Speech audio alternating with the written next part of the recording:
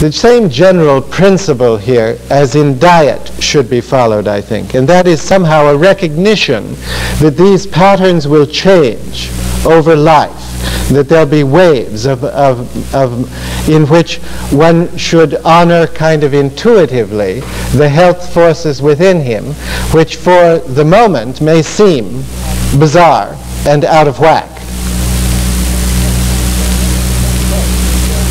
So, there are many structural changes that occur as the mind changes itself, which bring about a change in the need and pattern and level of sleep.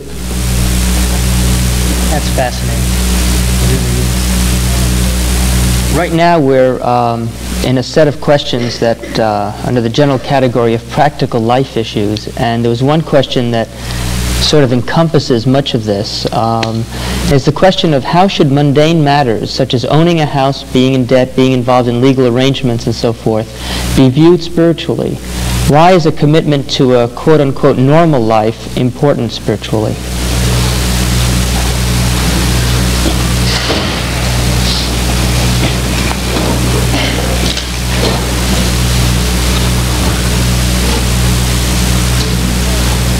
The importance of a spiritual life that is illusory in the sense that it looks ordinary, that it looks perfectly mundane, that it draws no particular attention to itself and just becomes a vehicle, a structure by which one interacts in a world. The reason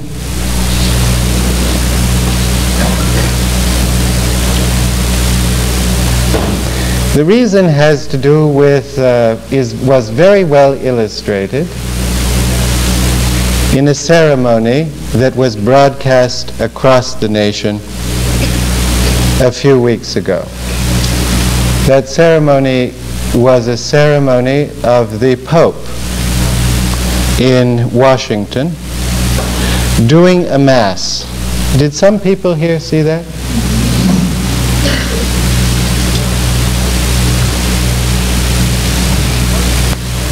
The Pope's ceremony was in certain respects very successful. Now, I don't want to sound critical of Rome. I've had a lot of trouble in past lives with this.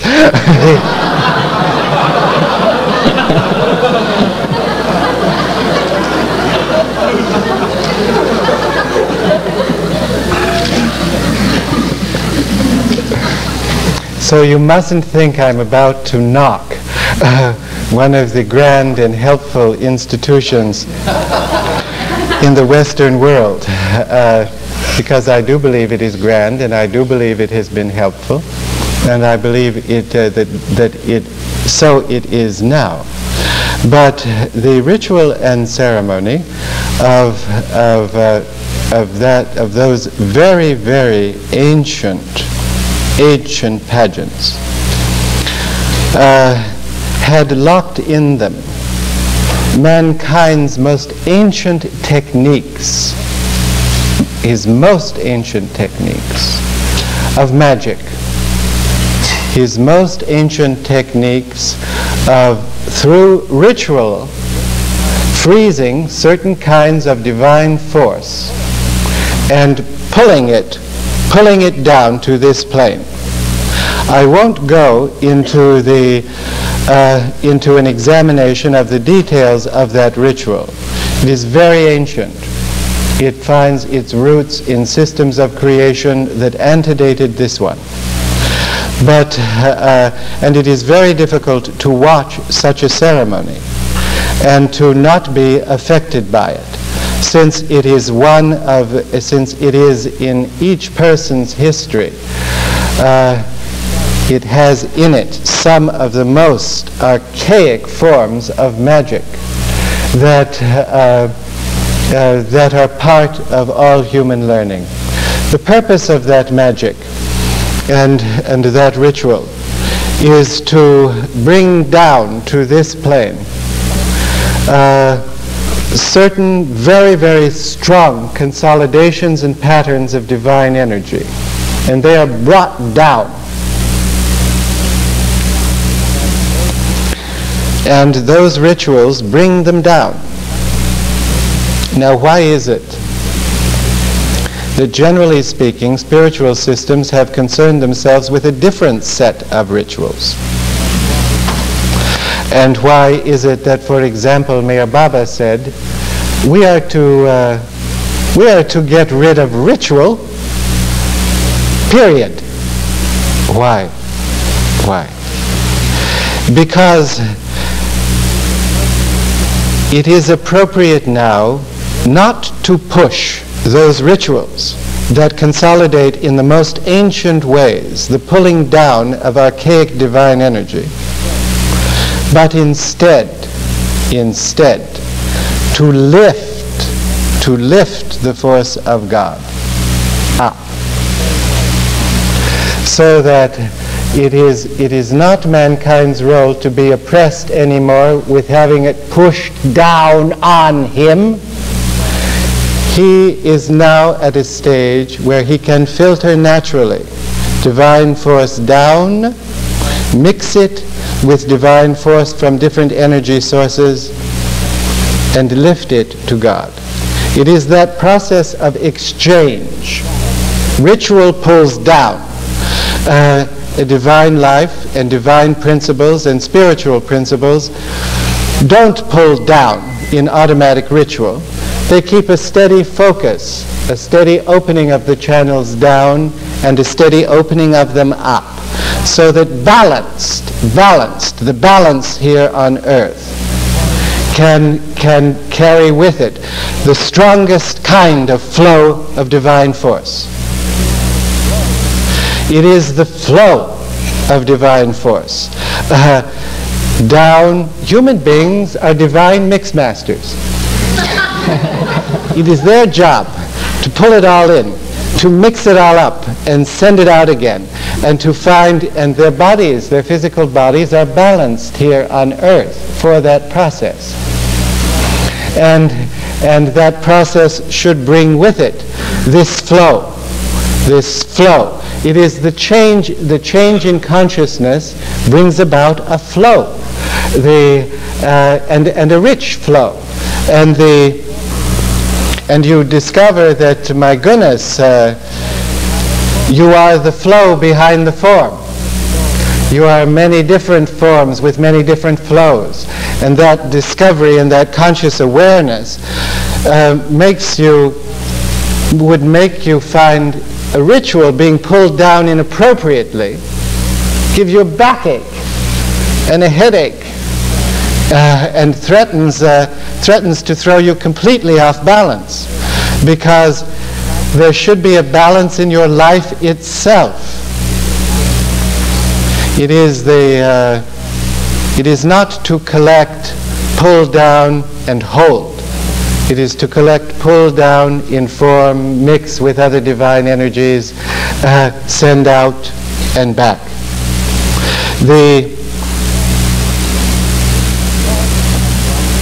The task of winding is aided by ritual.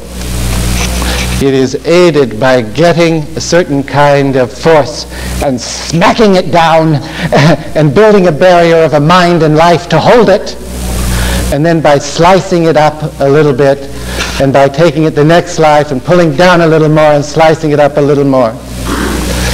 The task of returning to God means that you have used his energy in divine ways, and give it back. And one cannot return it from a heart full with love and knowing, with ritual. Is that clear?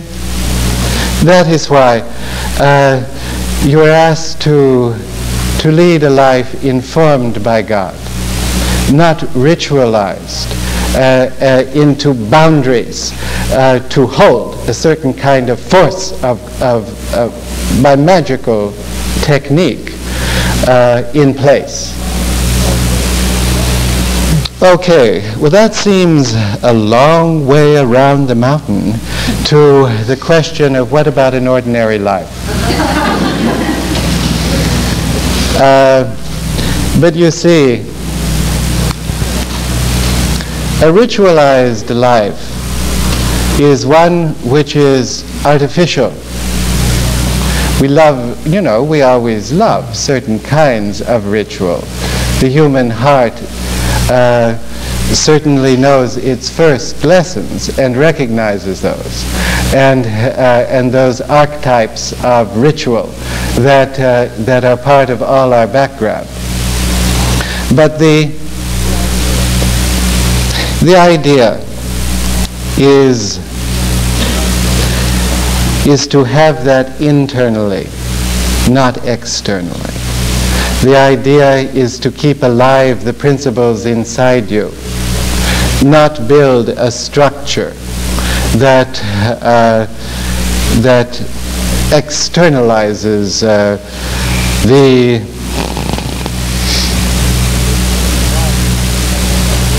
value you place on this or that or the other. There is a spiritual knowing does not draw attention to its own structure. It does not gild its own edifices. Spiritual knowing is felt, used, and reckoned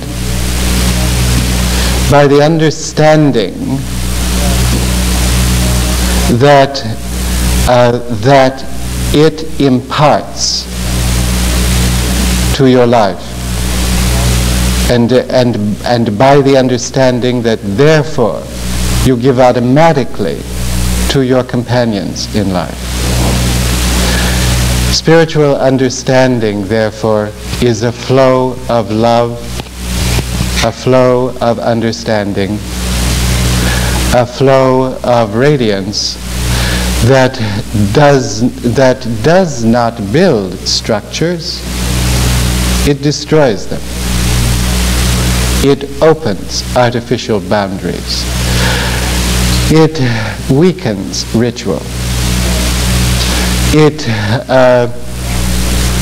melts the boundaries between the internal parts of you and you and your companions in life.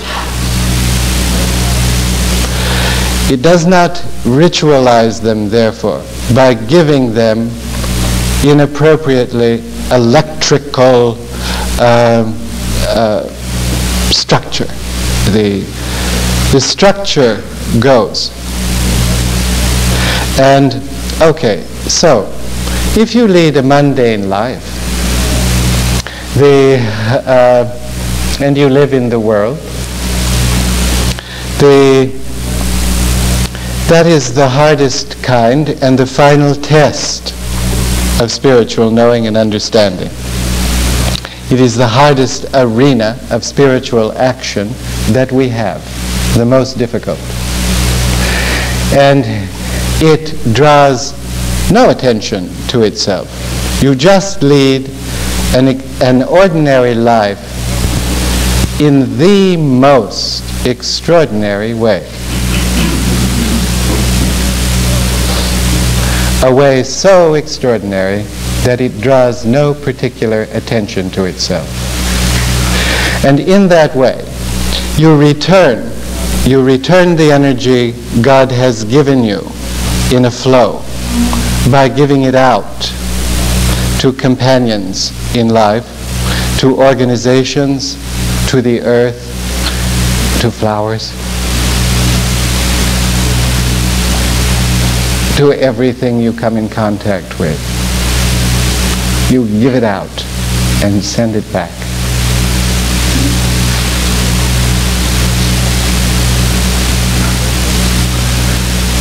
That's what anchoring is. That's what anchoring is. It's a continuous rebalancing on the earth, on the surface of the earth. You can't anchor somebody by pushing his head down and breaking his back. You can only anchor him by rebalancing the divine energy that enters him from one source, keeping the flow back and keeping him here on earth, where the first and the last lessons of divinity are expressed. Because you see, to return to a discussion that I stopped a few minutes ago, you are here to help divinize the earth and the matter on the earth and everything in it. Your job is here. It is not to get out of being here. And your job is best done quietly, by not erecting barriers that distinguish you from your companions.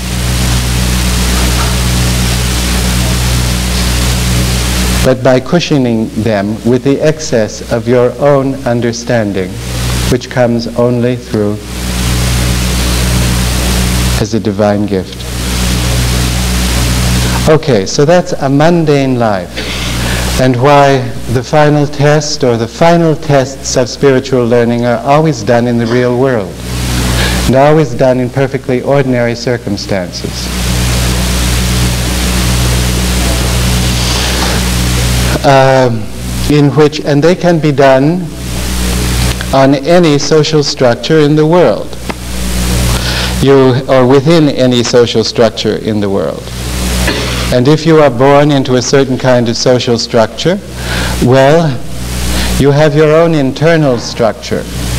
Your work with that social structure to improve it is to improve yourself and use the best part of yourself within that broader structure.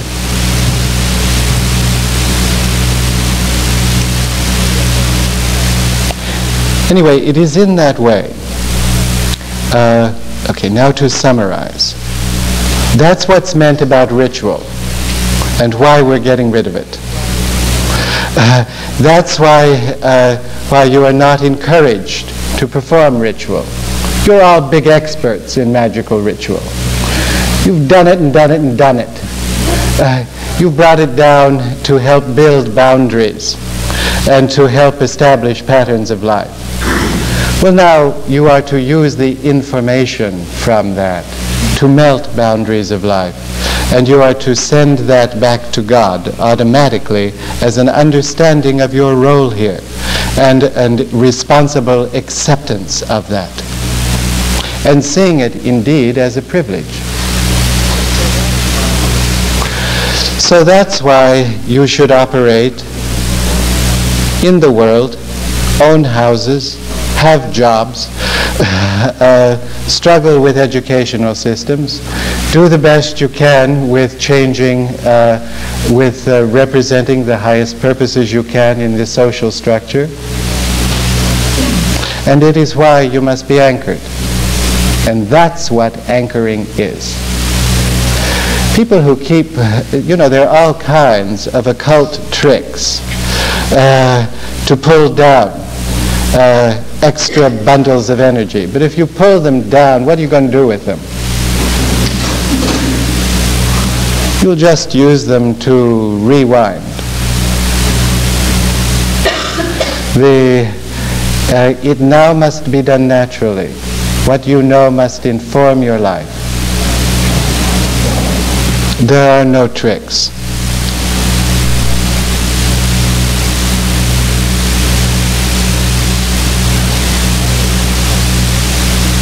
I was impressed as I watched the Pope at how good he was at his magic. I was impressed at how good his companions were at their part in their magic. And I thought to myself, one day he will understand those principles and why he's doing them and what purpose it serves. And he will give them up.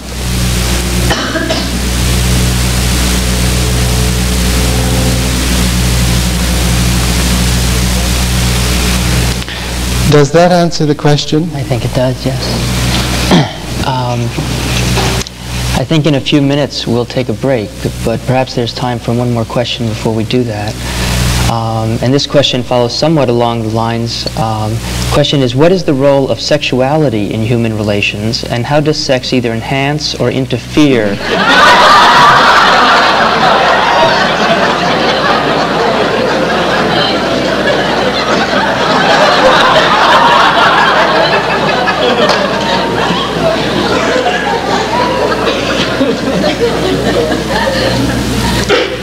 Pascal, I cannot tell whether that question, the posing of that question at this time, represents a stroke of genius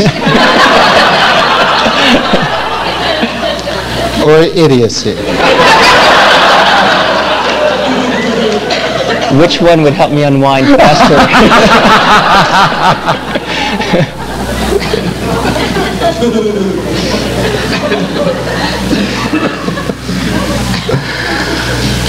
Pascal,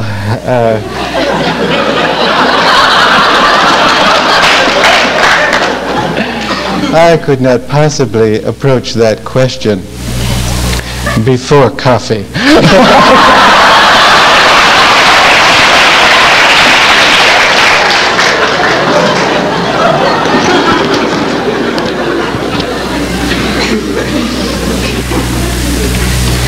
I trust I will see you all.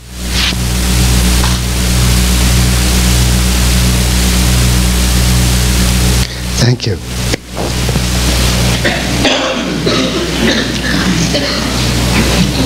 This is our stack of questions. And there's one which we began to get to this morning and put off until later, and there were many people came up to me during the break and asked if we could get back to that one. So perhaps we can start with that one this afternoon. And that had to do with you're speaking about the dynamics and the experience of completing karma with someone. Yes, we left karma hanging.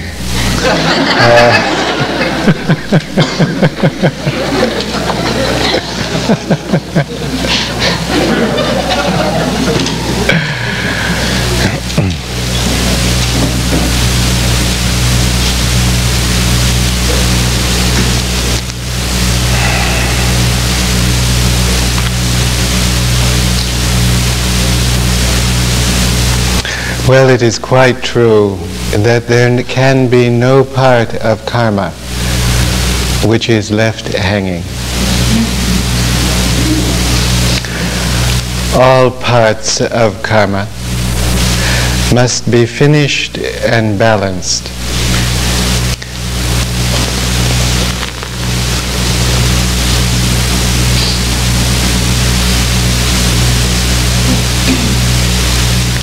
Karmic relationships between people exist in many different ways.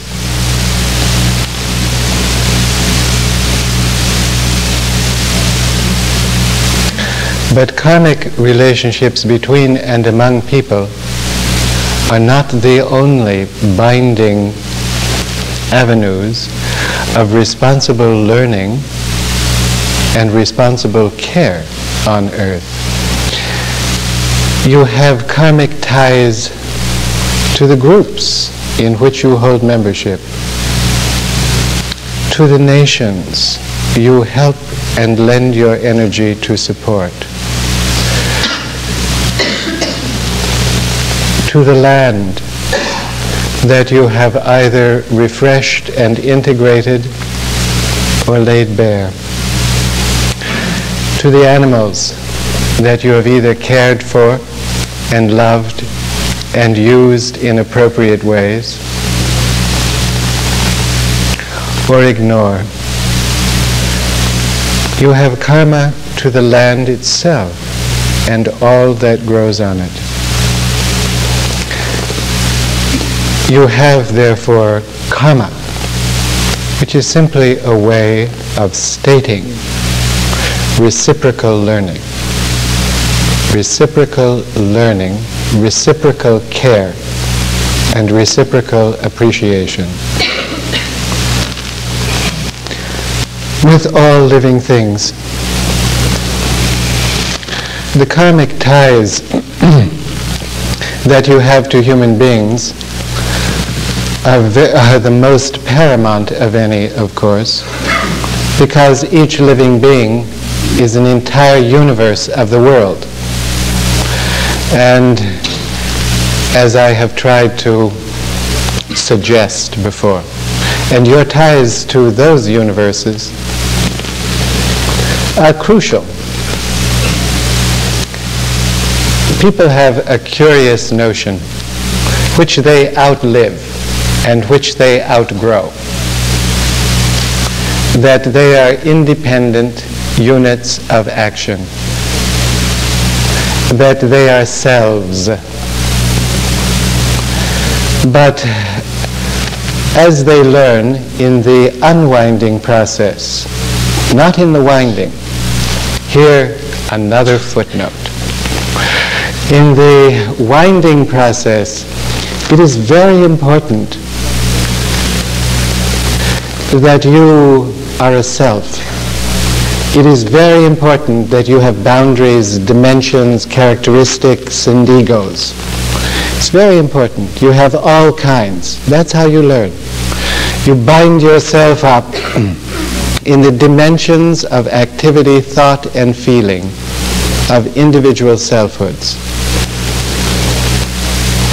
In the unwinding process,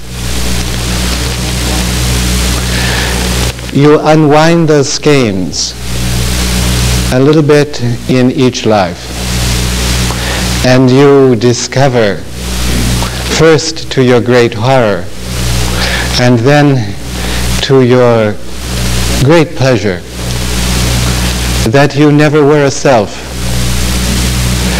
that you were a mirror, a reflector, an amplifier of living processes, organized in different ways.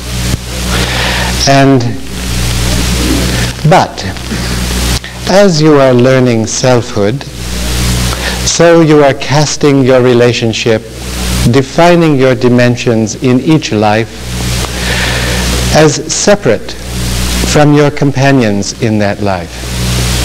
So now you're in this role, mother. Now you're in that role, child. Now you're in this role, rich man. Now you're in that role, poor man. Each of those roles involve you in relationships with a great many people. And in each of those relationships, there should be a disbalance. As you are learning particular dimensions of selfhood, so you extract and push down in your relationships with others their boundaries of selfhood. So one time you're on top and one time you're on the bottom. One time you're opposed, another time you're together. Always there is friction. There should be. That's how you establish the boundaries of difference. And your own meaning in any life is to be synthesized by the boundaries of your own being. You must use your minds to give you a place in life, and to give you and use your values to give you a meaning in life. And if you have a certain meaning, someone else, if you impose great meaning on some dimension of your life, you have to hold down meaning in opposite dimensions. If you pull to you power, you must pull away from others power. So there's an endless permutation of pulling, pushing, upping, downing, all done with companions. That's how you learn. Now this dimension, now that dimension. Yet all of that learning is limited. Do you know that everything you ever learned is limited?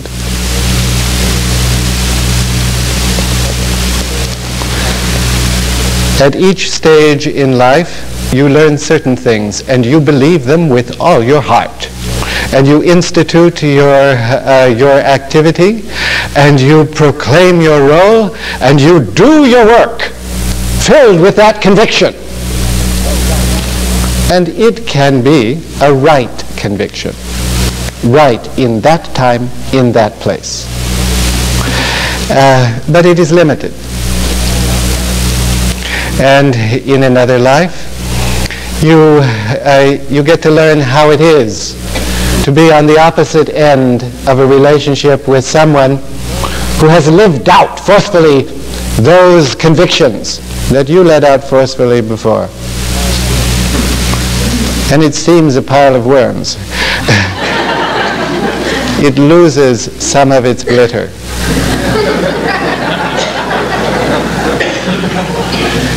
It takes on the boundaries that held that learning become a little flaccid. That is when you experience the other side of it. And yet we all do that, and that is the divine plan. And the pattern by which we interrelate with others is good and bad, noble and savage.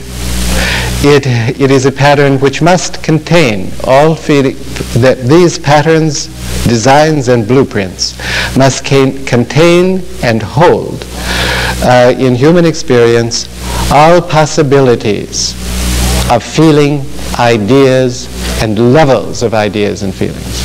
And we learn those by living them out with others. In any life, it's very hard to get across the particular point which I espouse, which seems so very real to me. And that is that your lives just poof, go like that. That a life, it seems to me, I said earlier, the material world has been provided as divinity in slow motion. But it seems to me that it goes so fast and that the possibilities of each life for learning are so limited that one in any one life usually takes off only a piece of learning to consolidate, learn, set the boundaries for, in opposition to this one, in harmony with this one, above this one, below that one, and so on. They seem so quick to me. They seem to go so rapidly. And that from my own perspective, and also they seem for all of us so limited. We only have so much to burn up and use up. And in a life of unwinding, and here I think we get to the reason why it seems so limited to me. In a life of unwinding, the possibility of acceleration of that process is greatly enhanced. It is possible to use this short time to rip through, to work through so much. That is not possible in winding lives. In winding lives, there must be those consolidations, that orderly learning, this patterning, that there. It is not possible to speed them up. But in unwinding lives, it is possible to zip them up. And to what it is, of course, always useful to stay alive during the process.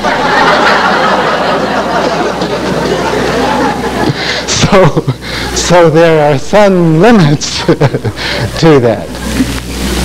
But if one does understand the process, if he understands the process, and lives the principles, there is such great possibility for using this little speck of time in an accelerated way. And that seems exciting to me. And life seems to me explosive for that reason. And I like to see people just zipping around and getting on with it. And sometimes I think I may stir them too forcefully. But anyway, it seems so short, the dimensions of a life, so prescribed, and the process so clear, that if we could just link ourselves with it, then we through. But those linkages, now back to karmic ties. Back to karmic ties. Of course, it is not, there is in the notions and ideas surrounding winding, the notions and ideas surrounding, for example, reincarnational principles in winding. There's a certain kind of principle, and that is that as you pursue the winding process, you are this kind of a man, for example, taking gender as a single dimension, and to the degree that those facets of character are seen as bounded by a masculine identification, so there is an equal balancing of a feminine, of a kind of feminine identification, learning dimensions with a feminine boundary. There is the idea that if someone has insulted you and held you down in these particular ways, that your turn will come. That it will be your karmic right, your divine obligation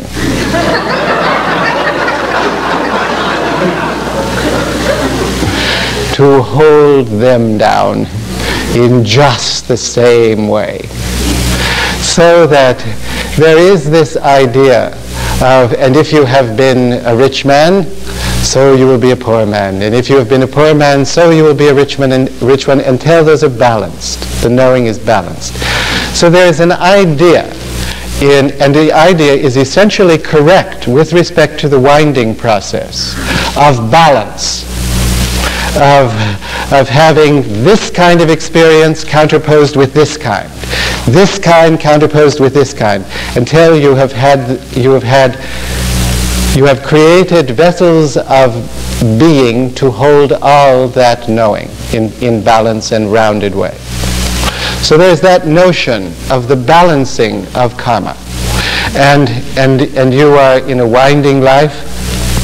You are brought to people that you have wound, that it's as if you had wound the power skein pretty tight, and there's a kind of friction between you and the person that you wound that tightly. So now it must be wound still, but loose, and until it is balanced, but always wound, and always balanced.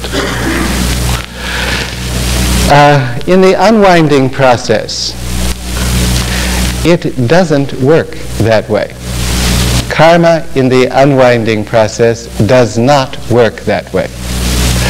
In any individual life, there is a part of the life that does work that way. In any individual life in which you come sailing into life on the structure of your earlier sanskaras, and those rise to the surface now and structure your personality in this life, you are actually bound to other people. The sanskaric threads that you have in your own being loosen as you grow, and you see they are attached to other people.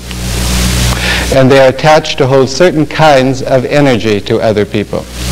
Now, it happens in a screwy way. People are like kind of untidy spools of kite yarn. You walk past